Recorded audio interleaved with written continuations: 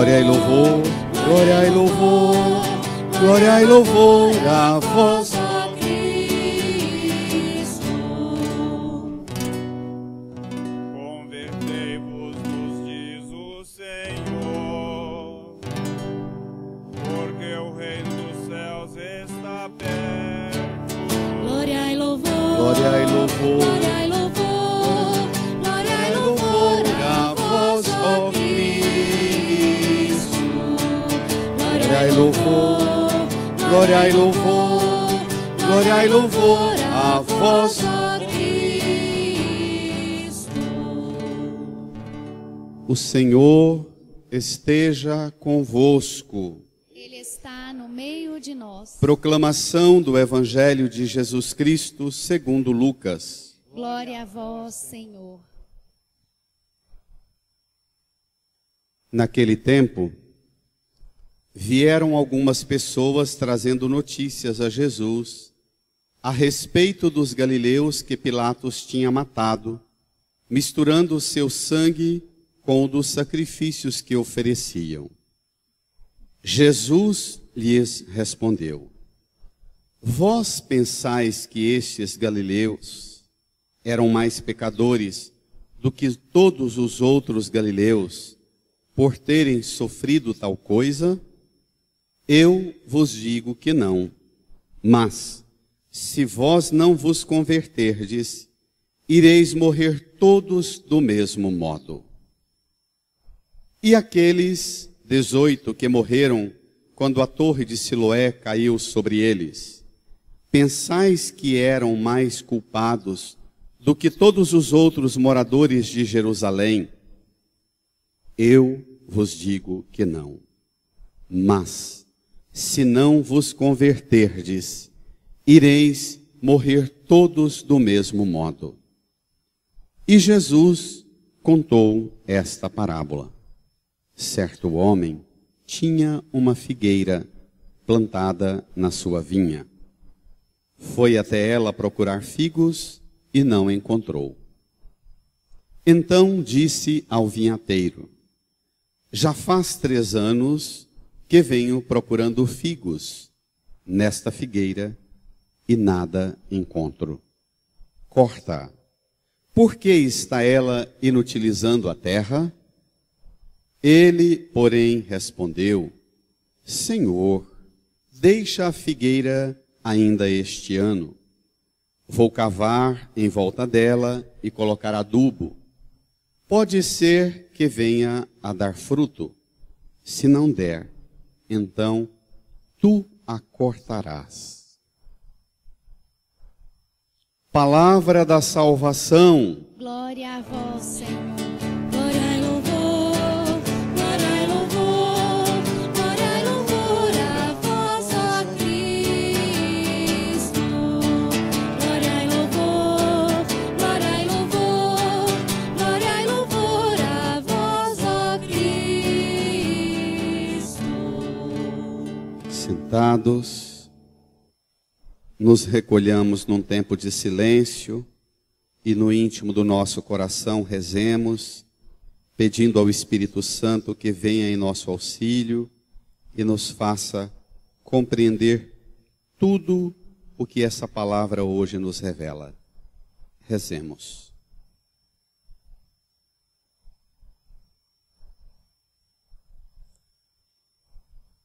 Amém.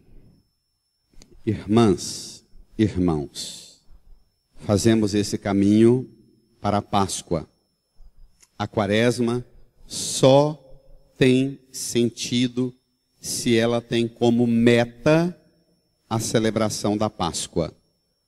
Quaresma sem Páscoa não passa de hábitos e até superstições. O ápice da Quaresma começa no domingo de Ramos e termina no domingo de Páscoa, estendido a 50 dias até Pentecostes. Então, 40 dias preparando e 50 celebrando a alegria da vida nova que Cristo nos oferece na sua entrega por nós. Hoje, já na saída, no final da missa, os irmãos e irmãs poderão pegar a programação da Semana Santa e se organizar. Não faça da sua vida católica cristã a aventura do mundo. Vida de cristão católico na Semana Santa é na sua comunidade, de domingo de Ramos a domingo de Páscoa, celebrando não só para celebrar rituais que se repetem, mas celebrar para participar da vida divina e receber tudo quanto Cristo oferece para nós na sua entrega definitiva. Se organize, vença toda e qualquer tentação de transformar a Semana Santa naquilo que muitos católicos infelizmente já transformou.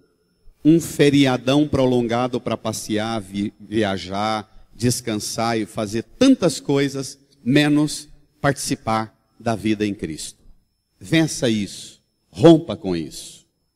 Hoje a palavra de Deus mostra o quanto Deus nos acompanha zelosamente, o quanto Deus cuida generosamente de nós e quer-nos para Ele. Eu queria começar tomando com vocês os verbos, as ações de Deus na primeira leitura. Pegue lá.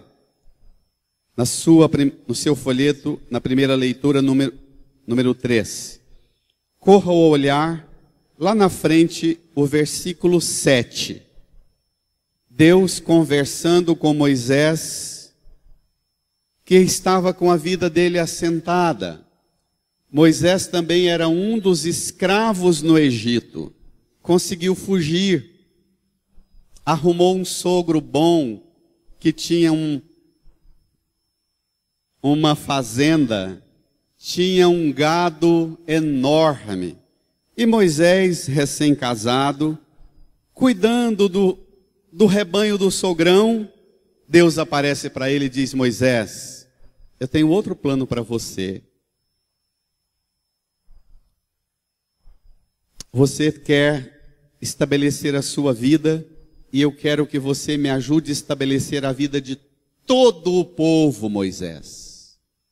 Você quer que a vida fique boa para você e eu quero que a vida fique boa para todos, Moisés. Isso é importantíssimo para nós.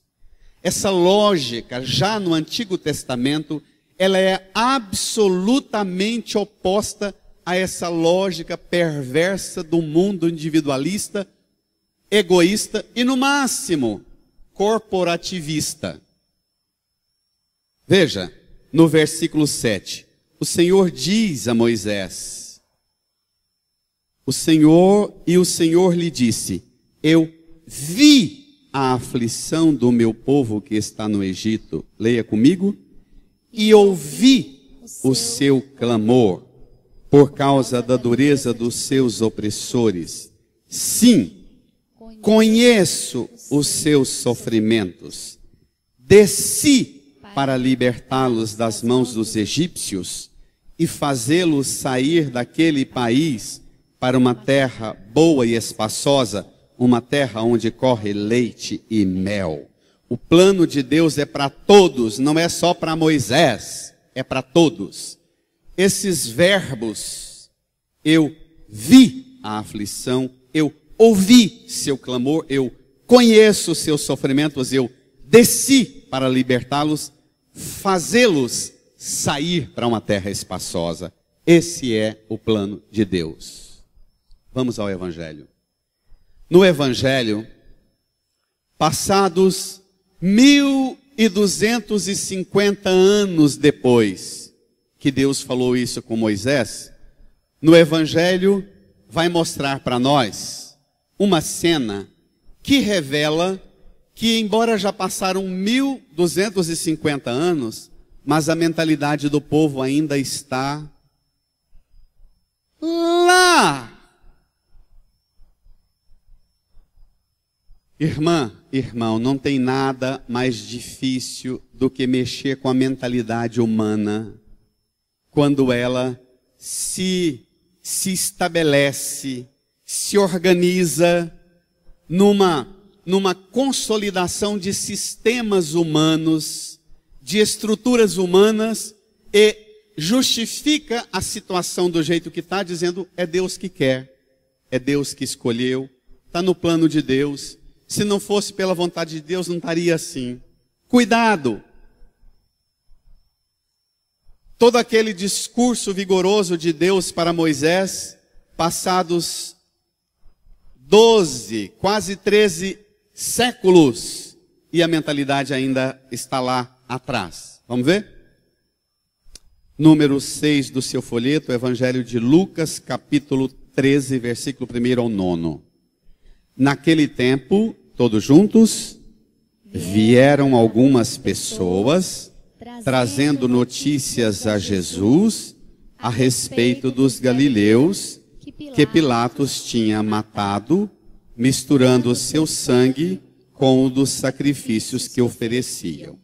O rito é: o povo de Israel, o país de Israel estava invadido pelo Império Romano.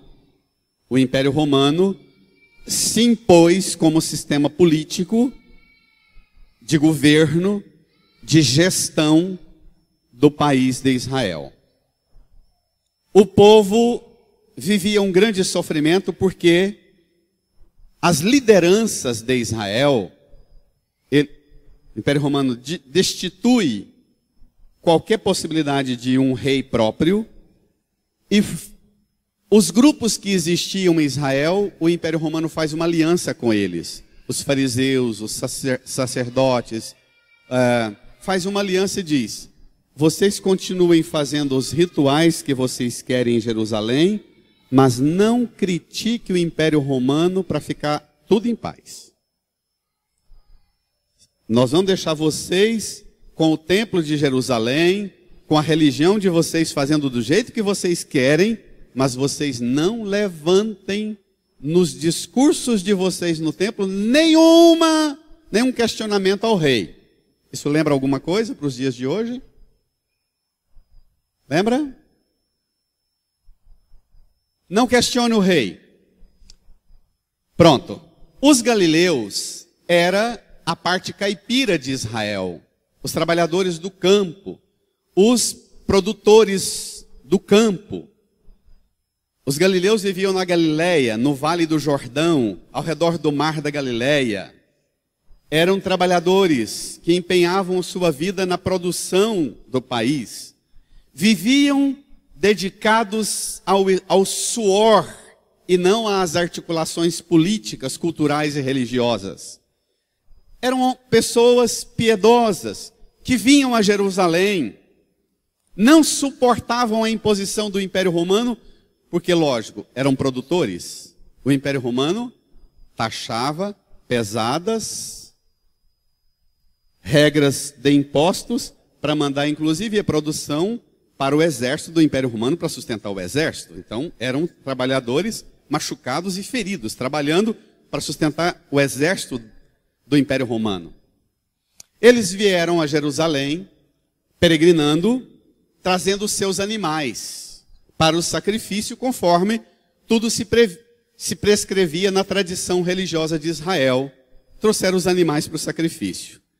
Enquanto eles estavam lá, na beira do lagar dos sacrifícios, traziam os animais, punha o pescoço do cabrito, do carneiro, da novilha, do bezerro, do lado de dentro do lagar, o sacerdote cortava a jugular e eles forçavam para o sangue cair dentro do lagar dos sacrifícios.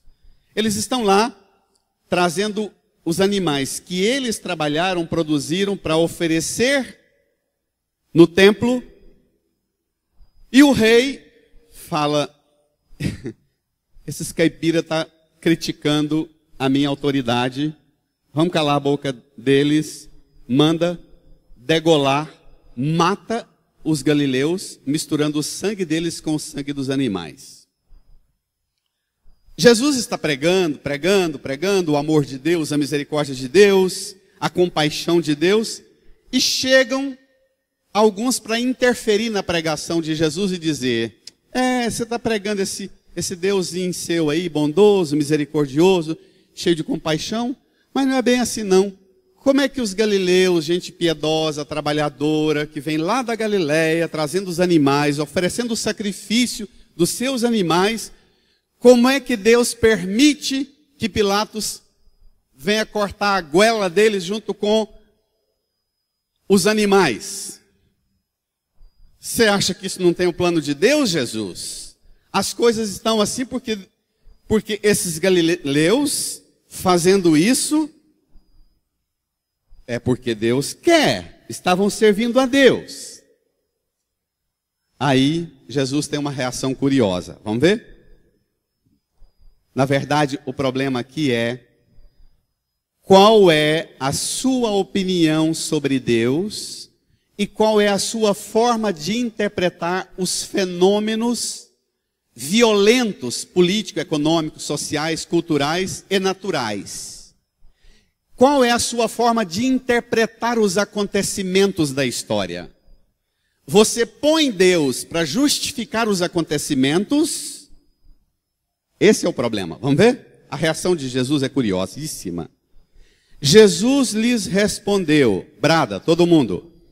Vós pensais que esses galileus eram mais pecadores do que todos os outros galileus, por terem sofrido tal coisa?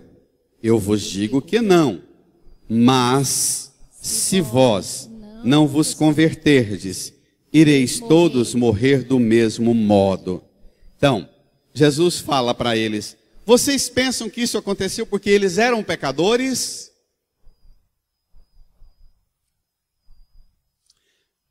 Qual é o esquema da alienação política, alienação religiosa? Você passa a olhar os acontecimentos, as tragédias, e você passa a se colocar fora delas, dizendo: não, isso aconteceu porque eram pecadores. Tem gente que usa Deus para justificar tudo. Uma das coisas mais assustadoras é o quanto nós temos hoje a possibilidade de ter acesso à informação. Os melhores sites de notícia, os melhores estudiosos do campo dos acontecimentos humanos, os melhores homens e mulheres no campo da investigação dos fatos, nos acontecimentos, bons sites de comunicação no mundo inteiro. Aí acontece uma tragédia. Você pega qualquer site de notícia e vai lá, ônibus capota e mata 40. Aí você desce e vai ver os comentários dos leitores da notícia. Os comentários revelam o povo mais estúpido e, para não dizer idiota, na forma de interpretar os fenômenos trágicos. Os comentários são: bem feito, se frequentasse a minha igreja não aconteceria isso.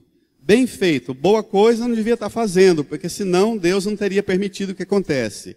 Bem feito, irmão, você tem que descobrir que nada está fora do alcance do plano de Deus. É impressionante o nível de gente que interfere nas redes sociais e comentam nos sites de notícia, e só gente para comentar da forma mais estúpida, mais atrasada, que não tem absolutamente nenhum nível de visão crítica dos acontecimentos e dos fatos. Assustador esse fenômeno. Assustador. O que muitos estudiosos chamam de uma barbárie escondida. Aí, Jesus reage com outro exemplo. Vamos ver?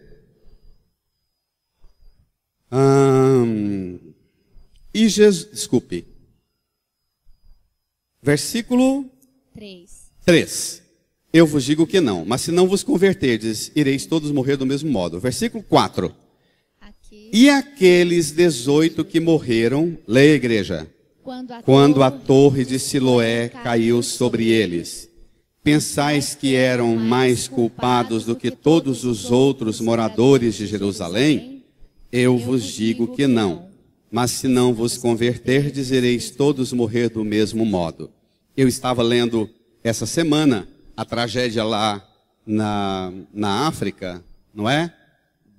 Aquela matança que foi aquela tempestade, e um dos comentários era: ah não, mas lá tem que acontecer isso mesmo, porque é um povo tudo ignorante, pagão, prestam culto aos demônios. E a gente instruída, porque é gente que tem acesso a bens culturais, gente que viaja. Quem tem acesso a esses sites não é um bando de ignorantes na periferia lascada. E você sabe, inclusive, pelo domínio que tem da língua portuguesa, não é? Claro que tem gente atrasada que pela estupidez na forma que escreve, você percebe que não tem informação nenhuma, é um atraso. Não só a mentalidade, mas também a forma com que ele vive. Mas pela formulação da ideia, você pensa, é gente que tem acesso. E como é que não muda a mentalidade? E Jesus primeiro apresenta um fenômeno da violência social. Pilatos mandou matar.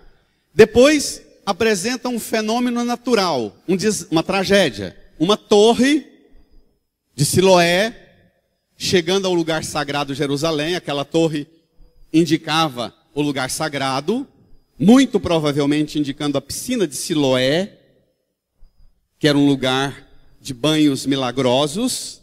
Está todo mundo lá debaixo da sombra da torre, e uma catástrofe. E tem gente que interpreta, isso aconteceu porque Deus quis. Jesus dá uma bronca e diz: eu vos digo que não. Nem a tragédia social da violência que Pilatos impôs matando os galileus, nem a tragédia de um desastre, de uma torre que desaba. Jesus diz, não é porque Deus quer.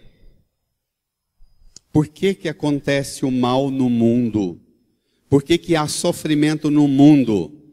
É porque Deus quer? É porque merece? É essa leitura que nós temos do mal, dos sofrimentos do mundo? Jesus vai contar agora como é que Deus e Ele e o Espírito Santo reagem diante do sofrimento do mundo. Ele conta uma historiazinha para corrigir a mentalidade atrasada, estúpida, daqueles que interpretam os fenômenos sociais ou os fenômenos naturais que trazem sofrimento, interpretam isso como vontade de Deus, é assim porque Deus quer e pronto. Jesus corrige isso. Bom, hoje não é propriamente o discurso acerca da origem do mal, mas porque se é Deus que fica com controle remoto, mandando desgraça, sofrimento e opressão para uns e bênção para outros. A pregação e o texto é sobre isso. Jesus vai dizer que, às vezes, a gente não consegue identificar por que o sofrimento veio. Mas mais importante do que identificar por que o sofrimento veio, que às vezes a gente não dá conta de ter resposta para tudo, Jesus vai dizer que o mais importante é o que é que nós podemos fazer diante da realidade de sofrimento dos outros. O que é que nós podemos interferir para que o sofrimento diminua? O que é que nós podemos realizar como gesto e atitude concreta para transmitir ao mundo a forma de quem crê agir diante do sofrimento? Isso é conosco. Vamos ver? E Jesus contou-lhes esta parábola. Jesus usou a expressão 2 vezes, se não vos converterdes. Conversão em grego é metanoia. Mudança de mentalidade para mudar a meta. Já preguei isso muitas vezes. Tem gente que muda a meta sem mudar a mentalidade.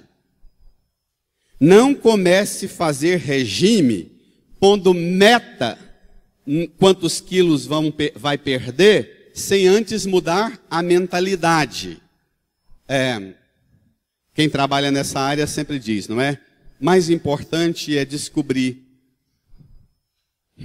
Já disse isso outras vezes. Alguém que chega, padre, pede a Deus por mim para que eu pare de fumar. Pede a Deus por mim para que eu pare de beber. Pede a Deus por mim, faz uma oração para que Deus me ajude. Perder peso. Eu digo, olha, eu não vou pedir para Deus ajudar você a parar de fumar. Mas eu vou pedir para Deus ajudar você a descobrir que buraco é esse que você tem dentro de você, que você quer preencher com fumaça do cigarro, ou com bebida, ou com comida. É muito mais profundo. Eu vou pedir para Deus ajudar você a identificar. Quando você identificar, você vai descobrir que remédio você vai usar para aterrar esse buraco que você está querendo preencher com coisa que te faz mais mal ainda. Seja a comida, a bebida, o cigarro ou os vícios, a pornografia, consumismo. Tem muita coisa que a gente usa para preencher o buraco.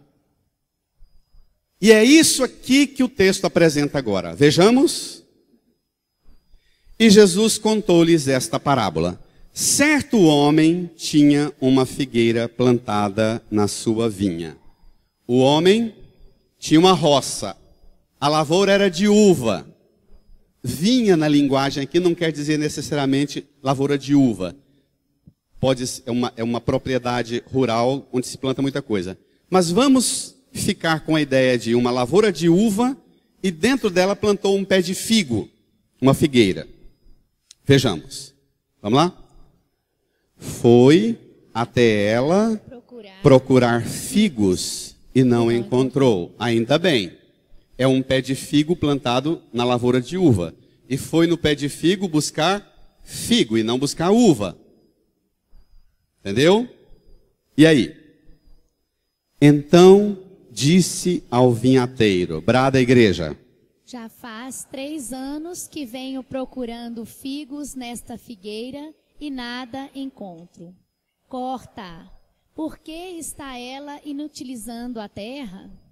Ele, porém, respondeu, brada. Senhor, deixa a figueira ainda este ano. Vou cavar em volta dela e colocar adubo. Pode ser que venha a dar fruto. Se não der, então tu a cortarás. Esta historiazinha que Jesus conta, ela é para reprogramar sua mente e dar a você outra forma de interpretação dos fatos e dos acontecimentos. Certo homem tinha uma lavoura de uva, plantou nela um pé de figo, foi nela buscar figo, 1 ano, 2º ano, 3º ano, não encontrou. Chamou o peão que cuidava da lavoura e falou, corta, para que está inutilizando a terra? E ele pega e reage, dizendo, Senhor, eu não vou cortar não. Não vou cortar não. Deixa eu fazer algumas coisas para ver se melhora as condições para ela dar fruto. E ele propõe que eu vou fazer 2 coisas por ela. O que está escrito lá? Eu vou o quê? Cavar e colocar adubo. Adubar. Cavar e adubar.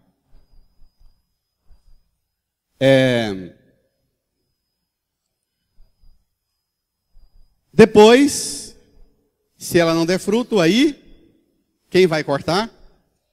Leia. Se não der fruto, então tu a cortarás. Eu não vou cortar. Tu. Se ela for cortada, vai ser por tua conta. O que significa isso? O que significa isto? Nós não temos uma espiritualidade de contemplação da natureza, nós não plantamos, infelizmente, quase nada, e não colhemos quase nada. ainda com o veneno e com adubo químico, a gente nem sabe qual é o processo natural da natureza produzir as coisas, não é? Então nós não temos um olhar muito contemplativo da natureza para interpretar. Precisaríamos ter tempo de pensar sobre isso. Mas vamos às consequências desse texto. Quando você fala que a desgraça aconteceu com aqueles homens que Pilatos mandou matar, ou com os 18 que a torre caiu sobre ele porque Deus quer, Jesus está dizendo que não. Se Deus desce é para cuidar e não para mandar desgraça. Deus não é autor do mal. Deus não se ocupa a fazer para você... o mais grave, eu tenho certeza que o que vou falar agora vai provocar uma grande inquietação em muitos, que é a doutrina dos últimos séculos da economia no mundo. Qual é a doutrina? Premiar os que produzem, os bons, e castigar os maus. Não é? A doutrina da meritocracia, que também ela, que é uma coisa boa no mercado, mas também ela no campo da fé, a doutrina da meritocracia no campo da fé, ela não vale. Ela também é superada, segundo a fala de Jesus. Jesus é o Filho do Pai que desceu aqui. Essa lavoura ele veio para olhar para cada um de nós e ver o que precisa ser feito em cada um de nós, para que cada um de nós dê frutos. O Pai, o Divino Pai Eterno, é o dono da roça. E Jesus é aquele que intervém no plano de cortar a figueira e diz ao Pai: você pode imaginar todas as dificuldades que você tem na sua vida de produzir frutos morais, espirituais, afetivos, mesmo no trabalho, no seu casamento, todas as dificuldades que você encontra, você pode imaginar Jesus dirigindo o olhar ao Divino Pai Eterno e intercedendo por você, dizendo: Pai, não manda o fim para ele, não, para ela, não. Deixa eu cuidar dele, deixa eu cuidar dela. Eu vou cavar, eu vou adubar. Jesus é o peão da roça que intercede junto do Pai por você, dizendo: Pai, deixa eu cuidar dele, deixa eu cuidar dela. Olhe para a cruz, aqui no altar. Jesus é aquele que diz ao Pai: Pai, eu pagarei o preço que for. Com o meu sangue derramado, eu vou amolecer o chão duro do coração, da vida de cada filho, filha do Senhor, de cada planta que o Senhor plantou nesse mundo. Com a minha palavra e com a pregação da igreja, Pai, eu vou cavar ao redor desse chão duro, Pai. Eu vou cavar para que o adubo desça. Eu vou irrigar essa planta do Senhor com o meu sangue, o meu suor e a minha lágrima, Pai. Pai, eu vou adubar com o meu próprio corpo, alimento de Eucaristia, para que cada pé de uva ou de figo, ou de jaca, ou de limão, ou de manga, ou de mamão, dê fruto, Pai. Pai, eu pagarei o preço com a minha vida para garantir que essa planta não seja arrancada, queimada, sem dar a ela a oportunidade que ela merece, Pai.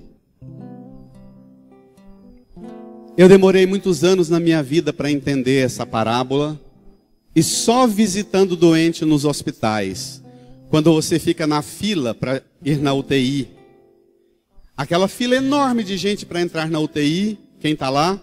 Na imensa maioria, quem está lá? A mãe, a esposa, a irmã, a filha. Nós homens nunca temos tempo para visitar um doente, ainda que seja o pai, o filho, o irmão, não é? Se você vai na cadeia, no presídio, quem está lá 3, 4 horas no sol esperando para visitar o filho, o esposo, não é? O irmão, o pai, são as mulheres. Nós homens perdemos esse senso de cuidado, porque nós homens somos da meritocracia. Fez o bem, prêmio. Fez o errado, elimina. A nossa lógica não é a lógica de Deus, não é a lógica de Cristo. A doutrina da premiação dos bons, até porque a salvação nem é prêmio para certinho, a salvação não é prêmio para certinho, a salvação é o sacrifício de Cristo como preço que ele pagou para os errados. Quem são os errados? Todos. Primeira carta de João, capítulo 1, versículo 8. Quem disser que não tem pecado é um mentiroso e Deus não está nele.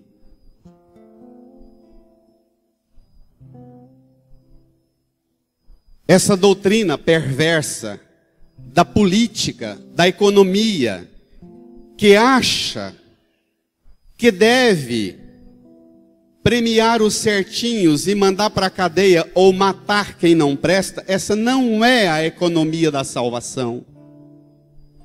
Essa é do império de Satanás. E tem muitos católicos pensando com a doutrina de Satanás. Cristo olha para você e não cobra de você se você é figueira, não cobra que você dê uva. Cristo olha para você e pergunta ao Divino Pai Eterno: quem é Pai que está cuidando dessa plantinha, cavando o chão ao redor, adubando, regando e criando condições para dar frutos?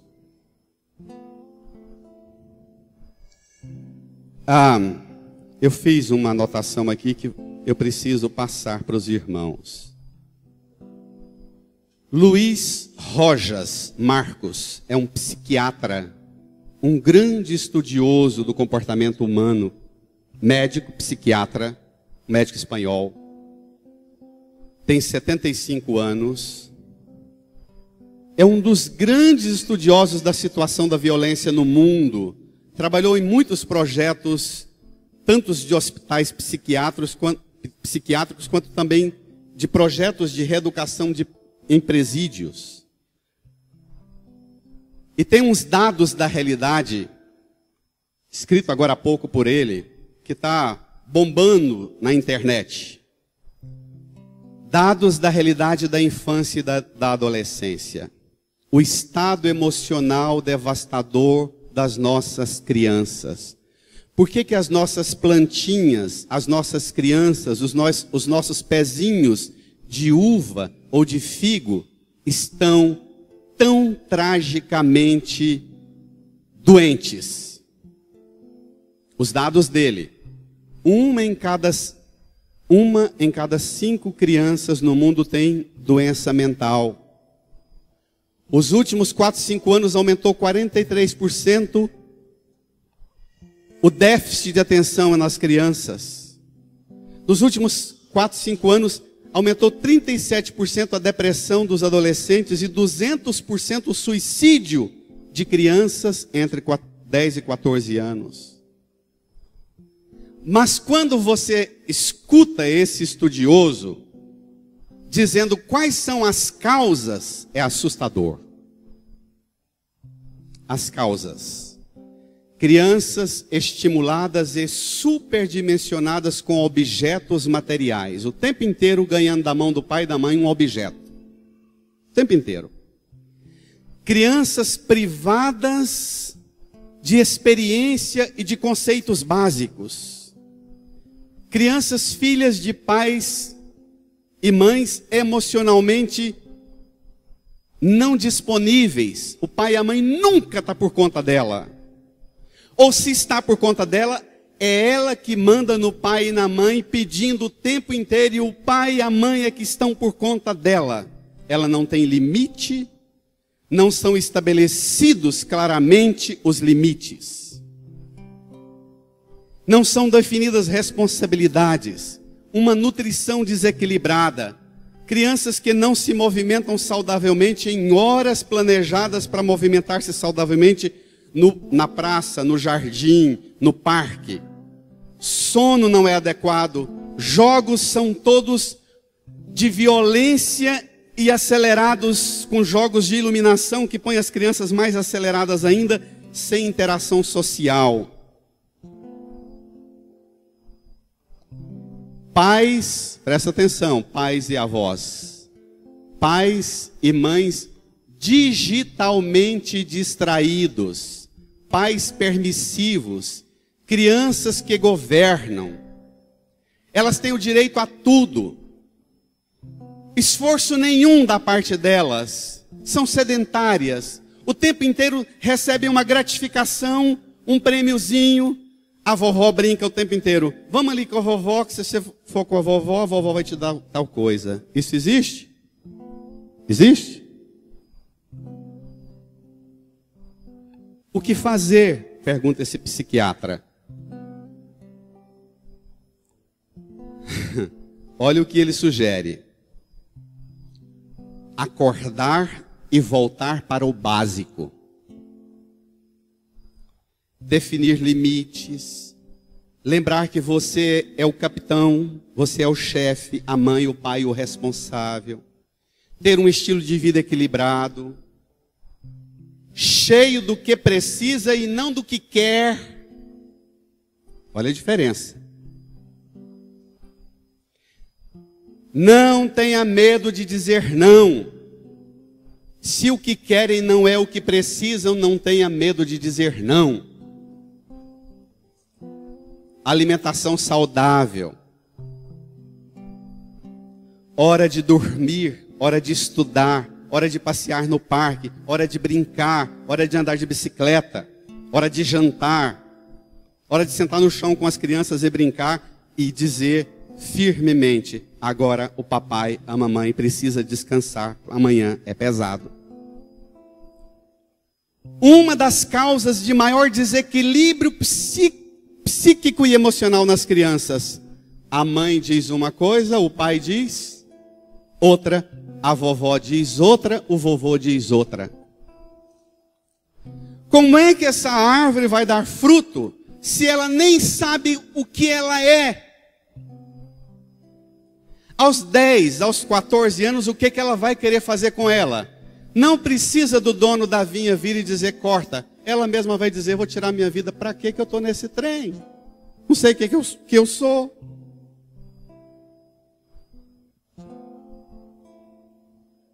Então, é muito cômodo a gente entrar naquela doutrina estúpida, muito disseminada na linguagem apocalíptica que tem aí dos interpretadores, que quanto mais desgraça e tragédia acontece, tem uns orgulhosos que dizem, mas está na Bíblia, irmão, no fim dos tempos vai acontecer coisa pavorosa, irmão.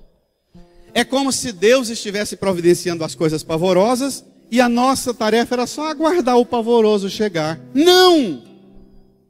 A nossa tarefa é de estabelecer o reino de Deus.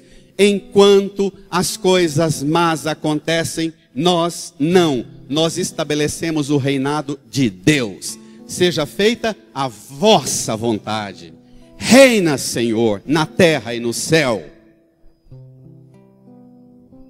Irmã, irmão, ou nós continuaremos a cortar as plantas de Deus, a nossa vida,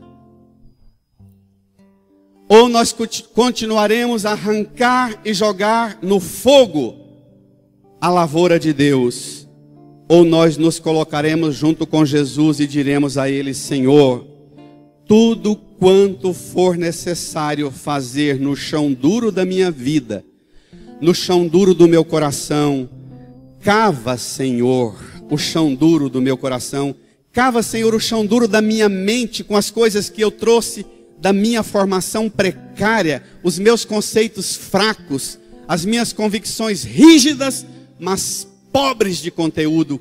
Cava essa dureza, Senhor, amolece essa dureza, Senhor. Dá-me a experiência da solidez, do amor do Senhor, do amor do Pai. Aduba-me, rega-me e cria as condições necessárias para que eu produza frutos, Senhor. Irmã, irmão, você pode continuar olhando no Zap e as mensagens de tragédia e desgraça e brincar com elas e rir sobre elas. Ou você pode olhar os acontecimentos do mal no mundo e perguntar: o mal está se alastrando no mundo porque eu não tenho permitido que Jesus, com a sua palavra, com a pregação da igreja, cave o chão duro de nossos sentimentos e de nossas ideias, e Cristo nos adube com o seu corpo, e Cristo nos regue com o seu sangue.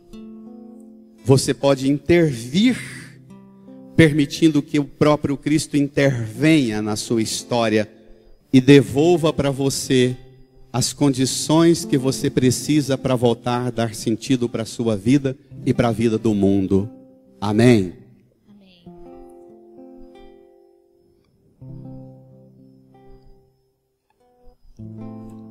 Permita que Jesus olhe para você hoje. Permita que Jesus chegue perto de você hoje e identifique o chão duro da sua alma, do seu coração. Permita que Jesus chegue perto de você hoje e faça o diagnóstico: que tipo de adubo que você precisa. Adubo para a uva não é bom adubo para a figueira, é outro tipo.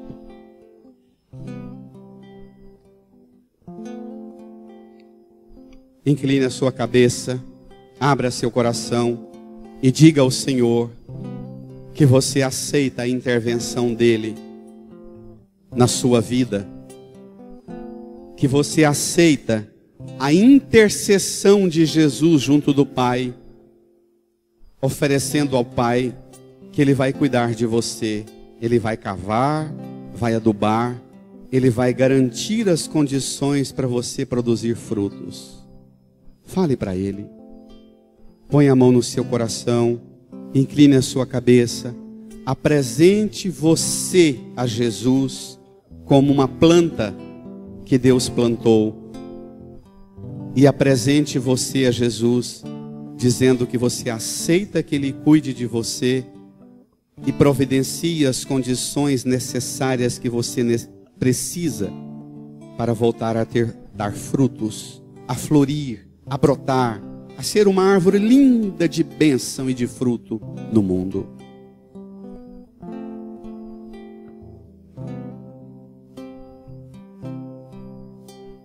Eu quero amar, eu quero ser aquilo que Deus quer. Sozinho eu não posso mais, sozinho eu não posso mais, sozinho eu não posso mais viver. Eu quero amar, eu quero ser aquilo que Deus quer. Sozinho eu não posso mais, sozinho eu não posso mais, sozinho eu não posso mais viver. Vem Espírito, vem Espírito, vem Espírito. Sozinho eu não posso mais, sozinho eu não posso mais, sozinho eu não posso mais viver. Vem Espírito, vem Espírito, vem Espírito. Sozinho eu não posso mais, sozinho eu não posso mais, sozinho eu não posso mais viver. Eu quero amar, eu quero ser, eu quero amar, eu quero ser aquilo que Deus quer. Sozinho eu não posso mais, Sozinho eu não posso mais.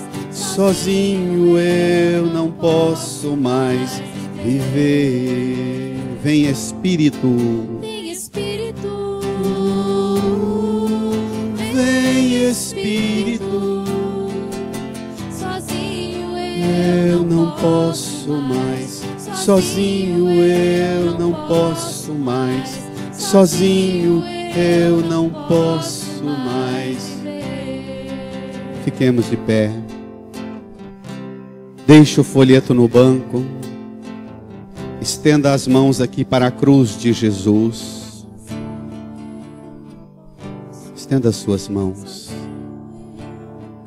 Diga comigo: Jesus, eu creio firmemente nesta palavra. Eu sou Jesus. Eu sou Jesus. O que a mão de Deus plantou. O que a mão de Deus plantou. Eu sou Jesus. Eu sou Jesus. Obra da mão do Senhor. Obra da mão do Senhor. Que me plantou neste mundo. Que me plantou neste mundo. E me dá todas as condições. E me dá todas as condições. Para que eu produza frutos. Para que eu produza frutos. Jesus. Jesus. O Senhor com o Pai.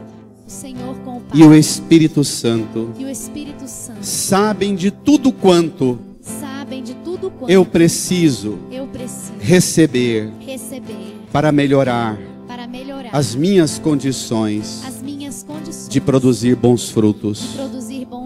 Ajuda-me, Jesus.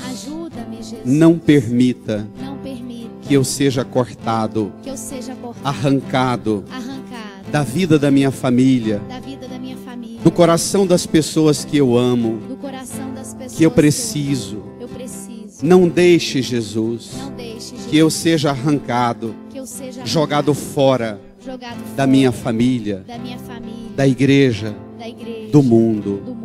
Jesus, dá-me a consciência do cuidado que eu preciso buscar, cavado ao meu redor, adubado, irrigado pelo seu sangue.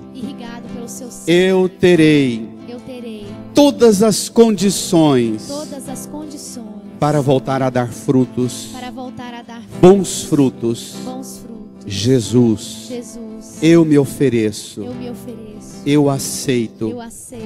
Cuida de mim, intercede por mim, junto do Pai. Transforma-me, liberta-me. Tudo que está me impedindo de produzir frutos, salva-me. Põe a mão no seu coração, faça a sua oração a Jesus, acolha o cuidado de Jesus, dessa palavra, do seu corpo e sangue. Acolha o cuidado que Ele pede ao Pai, que vai cuidar de você.